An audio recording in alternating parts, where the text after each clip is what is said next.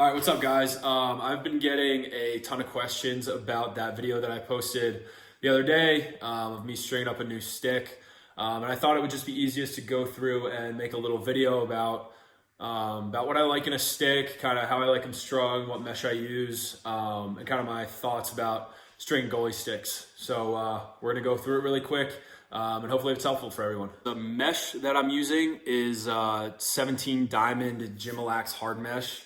Okay, I like this mesh the most, and I like the 17 diamond the most for a few reasons. One, I just think it's a little more difficult to string than a lot of 12 diamond meshes or some 20 diamond mesh, but I like the 17 diamond because I think it's once you break it in, it's really durable, it's really consistent. And then the other reason I like it is just because I think the 17 diamonds best emulates the mesh in a short stick. And I grew up playing with a short stick a lot. I played in the field a bit. And I just really like the feel of the mesh in a short stick. So trying to make my goalie stick as similar to my short stick as I possibly can. You get a very similar feel for the ball. You get a very similar release. You can really snap passes off very similarly in the ball. Just comes out nice and smooth and nice and clean with these smaller diamonds. So I like that a lot. Going into the top string here, it's just 15 diamonds across. Okay, I use the 17 diamond rows, and I just go in one diamond on each side. I always try to pull the top as tight as I possibly can. Okay, so then, up here, when you see shots, when it starts to break in a little bit, you don't get too much slack up top there, and the ball doesn't hit the top really in a negative way. You still get a little bit of feel, but it doesn't clang off the top of the stick. Going into the sidewalls here, I've gotten a lot of people asking for my pattern specifically. And to be honest, I try not to give a pattern, one, because I don't really know the stringing lingo, if I'm being completely honest, on how to best communicate my pattern. And two, I don't really think it's necessarily about the specific pattern more so than it is about just following a couple key rules. For me, the first thing I try to do is on the top half of my stick, I always try to keep it nice and tight. Okay, so you can see I pull down on the mesh quite a bit to try to get that top half as tight as I possibly can. All right, so that when I start to see shots and it starts to break in a little bit, it doesn't get super loose up there. And then on the bottom half of the stick, all right, I'll loosen it up a little bit, and that's when you'll see me start to use two or three holes, or two or three holes in the mesh per hole in the sidewall. All right, so I tend to double or triple up every hole kind of on the bottom half of the stick.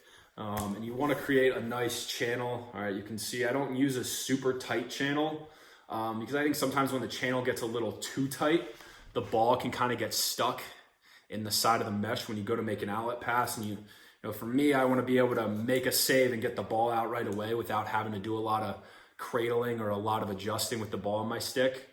So I try to get a nice channel, but at the same time, not make it so tight where the ball can kind of get stuck into the mesh. I like a kind of a mid to low pocket.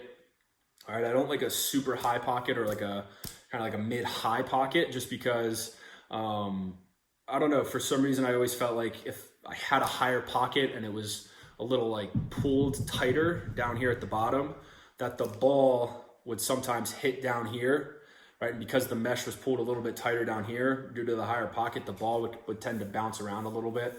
So I kind of like that mid-low pocket, kind of get that ball sitting right there, kind of in the sweet spot of the stick.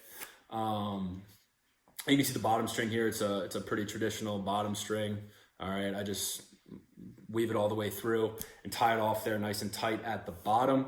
For my shooting strings, I just have one straight and one U. This is just a pattern that I picked up while I was at Denver. It's super easy, super consistent, and it gives a nice smooth release.